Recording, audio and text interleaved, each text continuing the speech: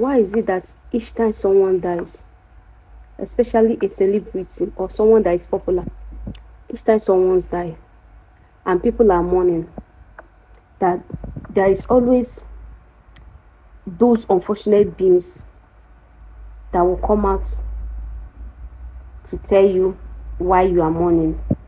Oh, when he was alive, did you show him this much love? When he during his birthday, did you celebrate him? Did you celebrate his winnings? Can you guys shut the fuck up? Can you people shut the fuck up? Allow people to mourn however they want to. Allow people mourn their loved ones however they want to. You should be ashamed of, you should even be asking yourself this question: will you be celebrated or will you be mourned by the whole Nigerians like this when you leave? What impact, or which impact what legacy are you going to leave behind? How many lives have you impacted? How many people are going to mourn you when you leave? Because we all here are going to leave someday. Our prayer is just that we should live, we should grow old before dying.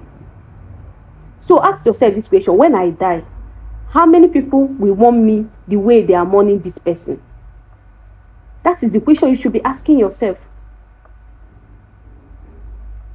Even the Bible made us know that the two most important time in a man's life is the day you were born. I don't mean your birthday. No, I don't mean your birthday. The day you were born and then the day you depart the earth. These are the two most important. The day you were born, people will definitely gather around to celebrate.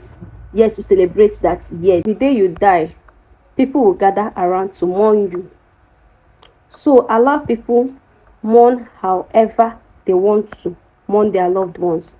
Don't be an unfortunate being. Don't be an idiot. Don't be a mourner counter. Don't be an idiot. If you don't have anything reasonable to say, then shut up. People are grieving. Shut up. Don't shut them up on how they mourn their loved